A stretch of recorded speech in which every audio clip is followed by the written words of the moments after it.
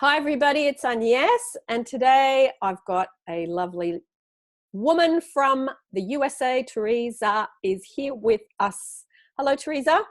Hello. Thank you for coming to talk to us. Thank you for having me. Yeah, good. You and I had a few emails, and we decided to do this interview because of the real benefits of talking about meditation, what it does for you. So you have said yes to come on and talk about how you use meditation and the benefits that you've gotten from it. And you also joined one of the live meditations recently, and which was quite a long one. It was an hour meditation that you did with us. So I'm going to hand it over to you so you can talk about, just any of that bits and pieces. Sure. Well, I love that hour meditation. I ended up falling asleep, I think, the last 10 minutes. And I woke up right when everybody was exiting. And I was like, okay, I don't know what happened in the end, but it felt really good. And I had a really great sleep. And so I'm actually looking forward to doing the recording on my own. Lovely. But I really love meditating, especially at night. It's my favorite going to sleep. I find guided works better. If I'm not doing a guided meditation, I will generally fall asleep within a few minutes, or my mind will go and wander and I have to keep bringing it back. But guided will tend to keep me on track for a lot longer, which I enjoy. And I also do a lot in nature.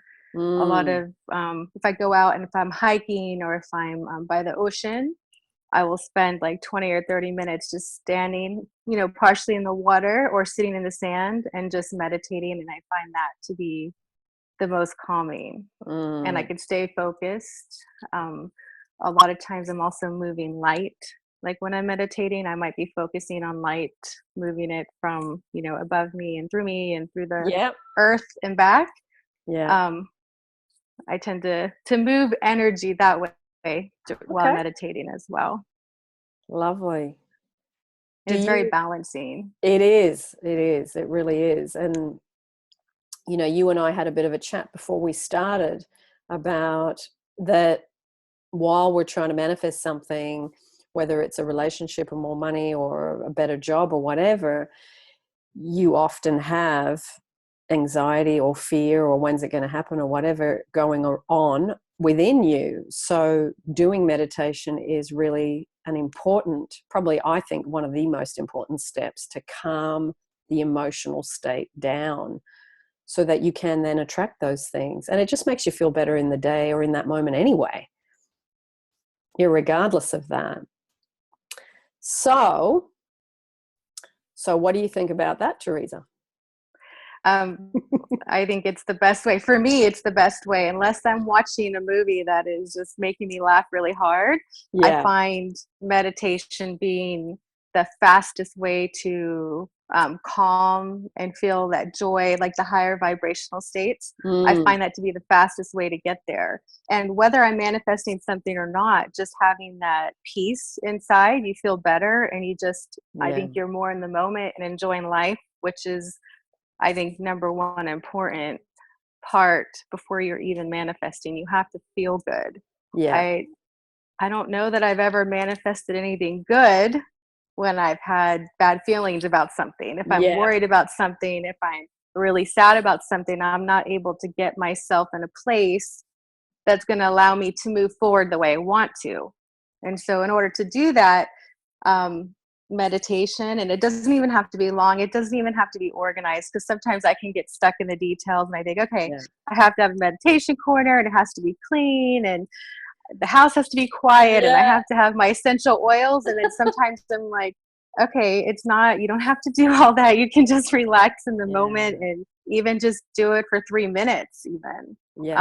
Just focusing on your breath. And I don't know how I feel about emptying your mind completely, because I have a very hard time. I start to over focus on that and then it doesn't happen, which I think is why guided works for me better, because then I can kind of let go and I don't have to think.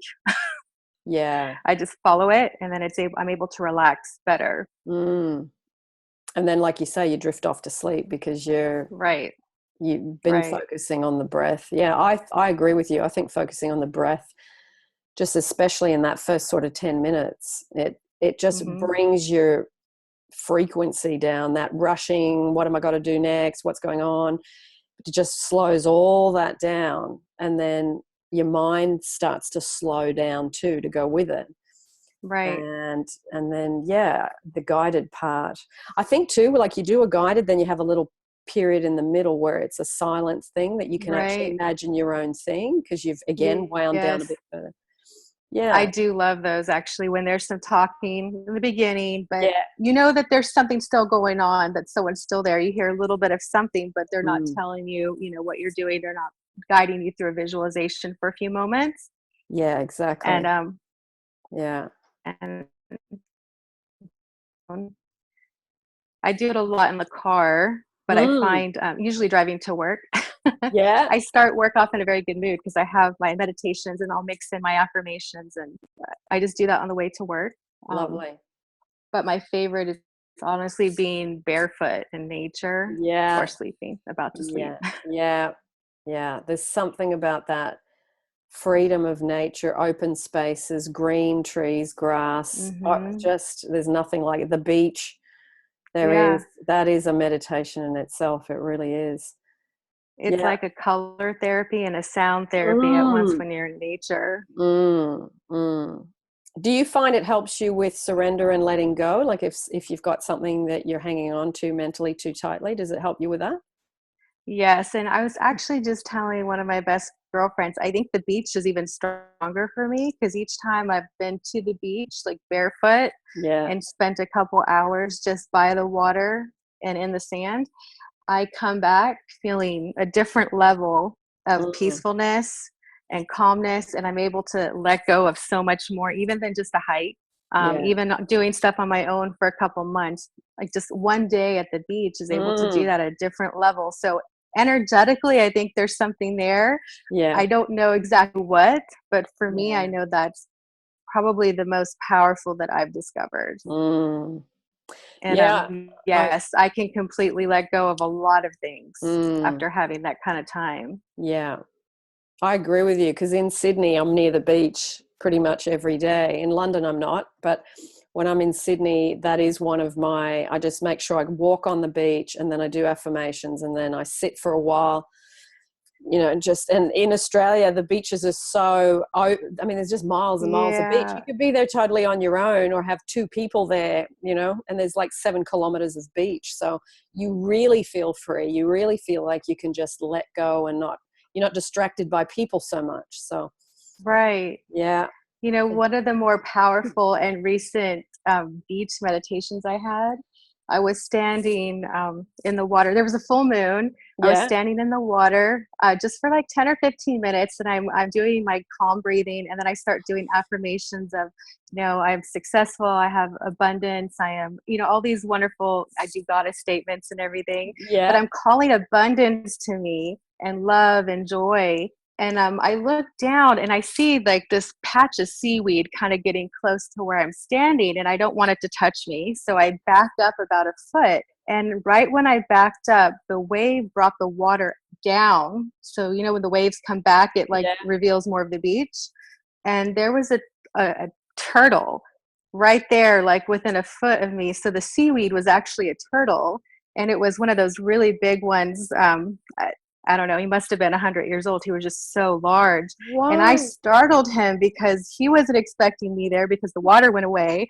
And I was just in awe. Like the only thing I could say was like, baby. And I was so moved by it because I was sitting here calling all this abundance to me. Mm, And I don't know what it means, but it was just very touching.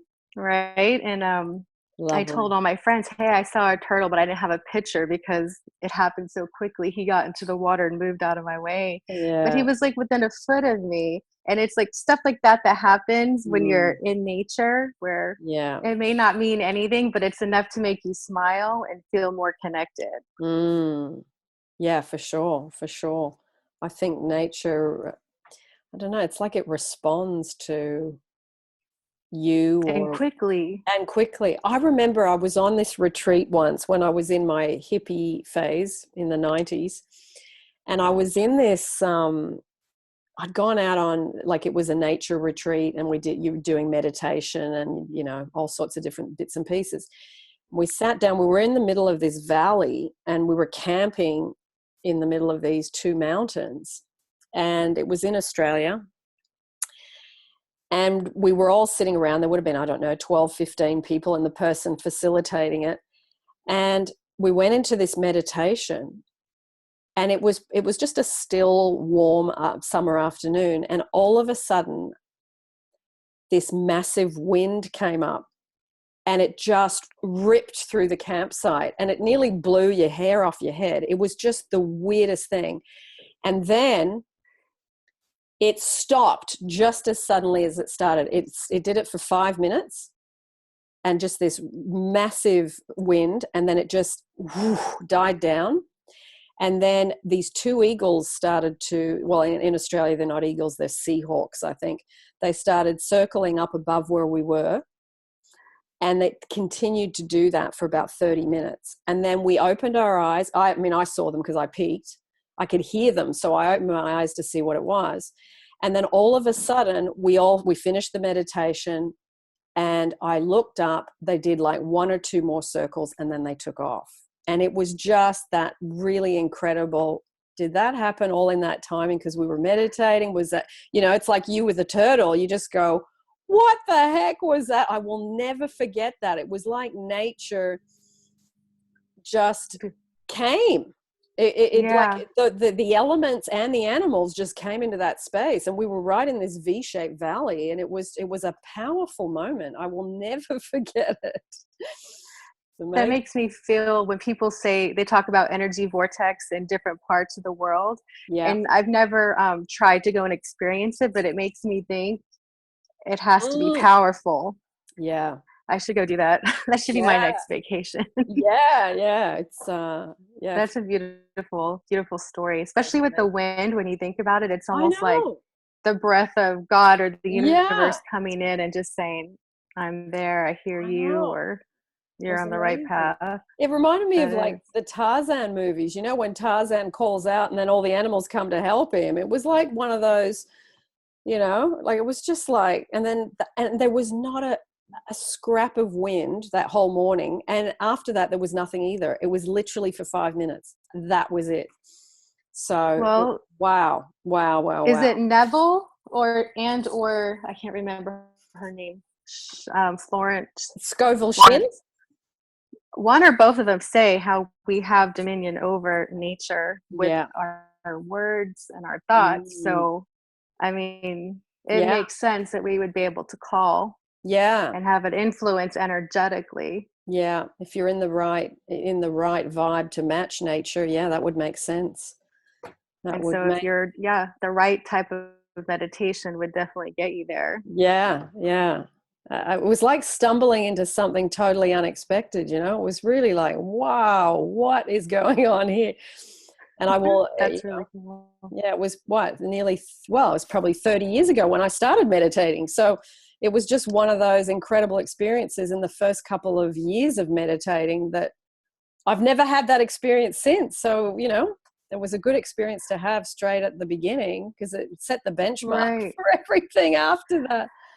I wonder if that valley has some history, like I don't know. I don't even remember where it is now because it was so long. I know it was somewhere out of Sydney, a couple of hours, but I wouldn't even remember where it was. I've got no recollection.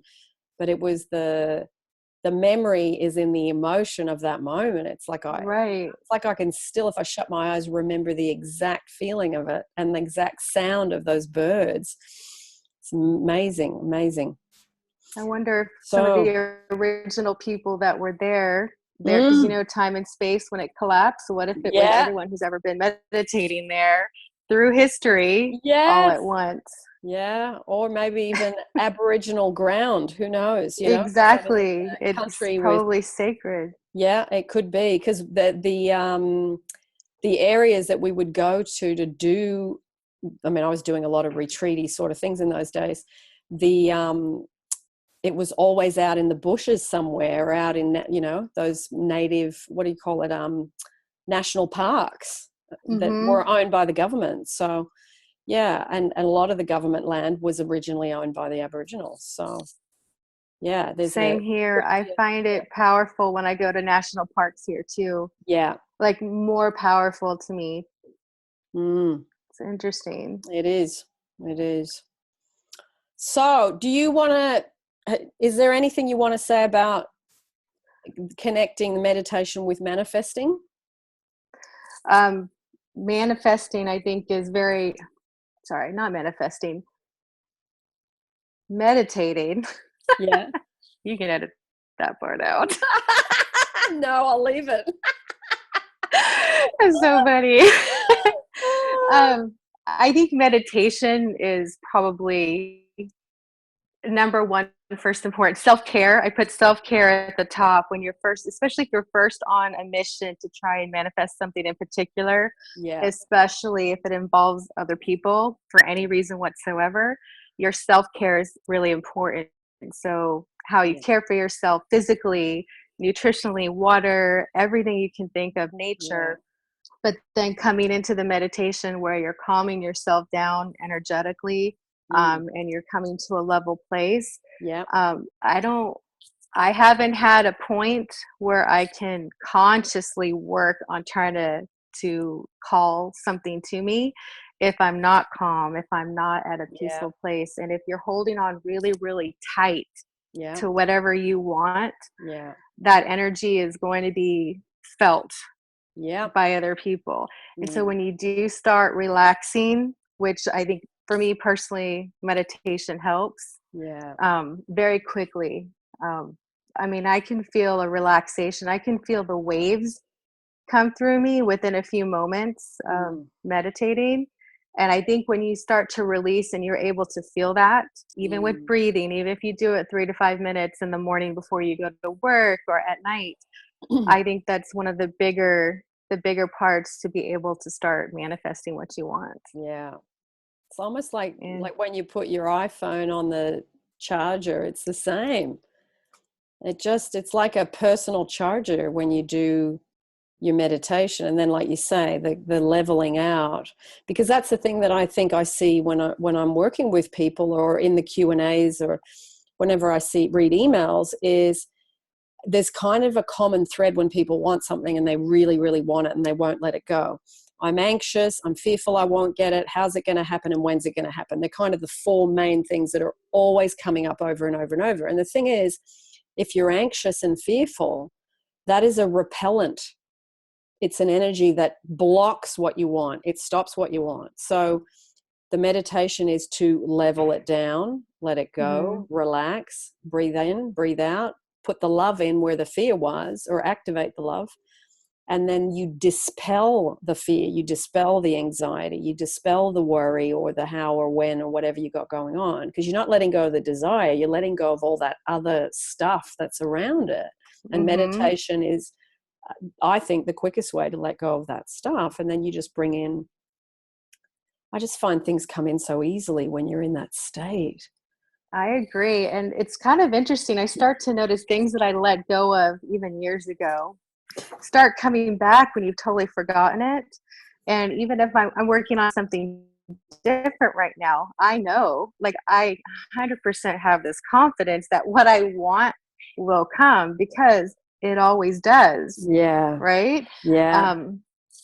And just relaxing and knowing that the time and space, you can't define it the way we try to. And it is happening on some other realm or some other way. The energy is out there. Once you create that energy, it's not destroyed. It's going out. It will come back. Yeah. And so if you can relax into that, and if meditating helps you relax into it, and I think a lot of people who want to manifest something, if they take that time and actually focus on them, do some meditation, I would say, even, someone's working on a SP, why don't you just leave it alone for a couple weeks? Don't even think about it. And I think a lot of people might get fearful. Well, I don't want to let go of this energy, but that's the energy you might need to let go of. Focus on the meditation and see what magic happens. Yeah, it's true. It'll almost like you think that your specific person or the job or the money or whatever is your big prize at any given time. It's like, if I'm not thinking about it or putting energy into it, then it won't happen. But it's like the other side of the coin is this stuff. It's the inactivity, it's the allowing, it's the letting go, it's the surrender. That creates a vacuum or a space for the universe to bring it to you, because you've actually removed the fear and the anxiety that kept the handbrake on, so it didn't come to you in the first place. Right. So, but it's like, it's so easily, what's the word? Underlooked, if that makes sense. It's people overlook. That's the word. People overlook the meditation because it's like, well, that doesn't relate to me manifesting those three things or whatever. But it is one of the biggest things, because you're changing the fear into love. You're letting go of the thing that's handbraking it. So, right. yeah. I think a lot of people are afraid to let go of a thought. Because they think they're not interested anymore, or it's not going to manifest. But if you can release all of that, you might be surprised at how fast. Yeah. It's just something you said reminded me. I have a really good friend who does this naturally. He doesn't even know that he's doing it. And I actually mentioned something to him because he's always in a really good mood. Yeah. And he's probably, not even kidding, gotten 20 speeding tickets in the last year. Okay. Gets away with them. He does it. They don't go on his record. And I know that sounds awful because it's speeding, but he's like in a good mood. He's always smiling. And the cops pull him over. He's like, what's the rush? And he's like, I'm going to work or whatever.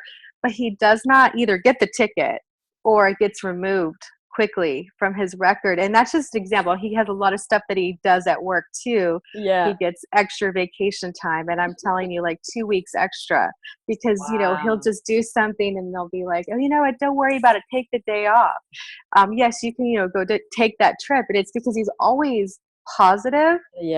He's always like, he knows good things are going to happen. He doesn't ever worry. And I mentioned something to him the other day. He goes, I don't believe in God, but God's doing all this great stuff for me. And I said, well, what if it's inside of you? What if it's because you don't ever think about the negative part? You don't sit around and have a negative conversation with your boss. You just know that she's going to say, yes, you can have that, or you could do that. You know that if someone pulls you over, that they're going to like be charmed by whatever that magic is that he has. And you're not actually going to get in trouble. Whereas, a lot of other people, you could be driving, you're like, you know what, I feel like I'm going to get pulled over. And you start to think about it, and then sure enough, it happens.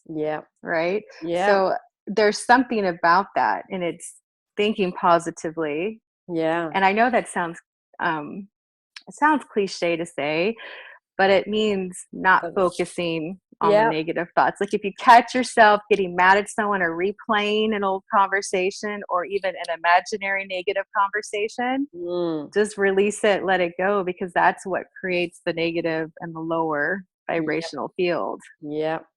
And then you focus on that, what it's pulled in, and then you get another thing of it that matches that vibration, and on it goes. So if you don't have that natural ability, because I think some personalities can be naturally higher. Right? If that's not your natural state, then I think meditating is going to be one of the easiest ways to get it back. To bring it there. Wise words. That is well said. It's true. I agree with you. I've never thought of it that way, but that makes a lot of sense. I do think some people are more naturally, whether it's their childhood or just who they are when they were born, there's some people just naturally have that a bit more than others. That's true. I definitely see that. We've done a lot of at work. We play along with the Meyer Briggs testing. I don't know what that is. No. It's a personality test, and I find a lot of the psychologists came up with it, so there's obvious scientific backing to it. But I do find different personalities consistently are higher, happier, more carefree, and then others a lot more serious. And they're going to respond. You're going to respond differently to situations. It's how you filter your world.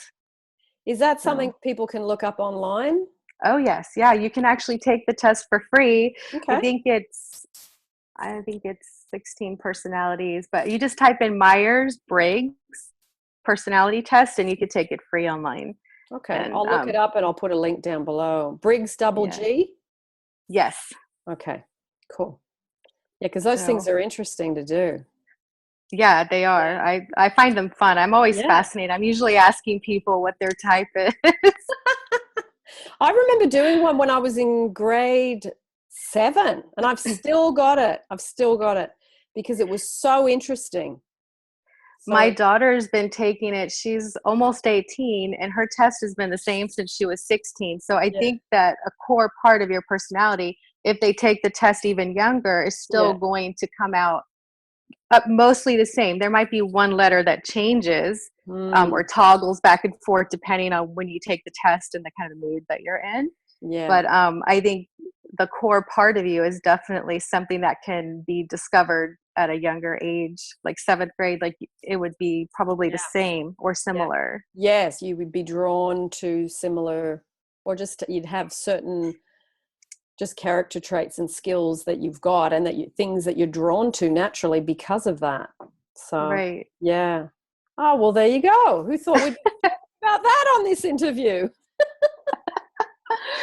Well, do you want Yeah. to say anything to close? Anything, last words of any sort?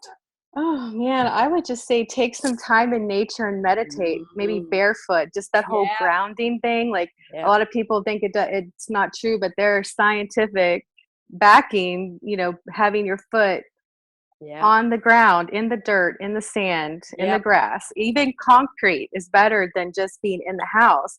Put your feet Yeah, outside on the ground and just like do some breaths, and yeah, that alone. I do that when I'm stressed. yeah, There's yeah, something going on. When I was in school, I would do that a couple times a day. yeah, So yeah, I would say ground yourself, go in nature, and yeah, find some time to meditate, even if it's just a few minutes. yeah. Yes, yes, yes. All of that to get more emotionally balanced and at peace and more relaxed. And the more you're relaxed you are, Hmm. it just makes the day better for you and for It those does. around you. I agree. And you know what? It's contagious because at Yeah. work, I have people, before they'd be like, "Ah, you're too happy all the time," or "You're too this or that." It's like, yes, but you love coming to work, don't you? Yeah, yeah, Because I'm gonna make you smile. It's like yeah, you have to I don't know. You just yeah, spread the energy. yeah. Like that. Remember the interview? I don't know if you saw it with Seth, and he'd go to work and he'd say, "I love my life, I love my life, I love my life." And then he said he'd walk into the office and some of the people would say it to him when he'd walk into the office. That's cute. I didn't see that one. I like it though. Yeah, he's 18. And he was Well, doing law of attraction, and that's what he would do in his workplace. I thought, good for him. I mean, I walk into the building saying similar things too, Yeah. and sometimes I think if they hear me, they might be wondering because it'd be like, "I'm a goddess, I am divine." I actually did say something about being a goddess to some of the guys at work, and they were laughing pretty hard, but they don't realize it. But now Yeah. that's in their mind. That's in their mind. Yeah, exactly. I've got a girlfriend. She said, we were talking about goddesses or something a long years ago, and she said to me, I've got a different version for you. And I said, what is it? And she said, I'm going to take the G from goddess and put it at the end. So she calls me Oddess G. I like that I liked it honesty. too. It was just very strange. It's just got a funny mind that she actually worked that out, and it just looks strange when you write it. So I use that as, sometimes when I'm It's trying cute. to come up with a new password or something, that always comes to mind. Honesty. Otis G. Speaking of passwords, I always look at things backwards, so Yeah. I always tend Ah, to well, there you go. go backwards. All right. Well, That's we're going to fun. say goodbye. And Thereasa, thank you so much for coming. It's been a good little chat interview with you.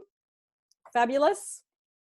And now you're frozen, so you can't say goodbye. But I'm going to say thank you and hope you enjoyed the interview, everybody. And yeah, to be continued. Bye, everyone.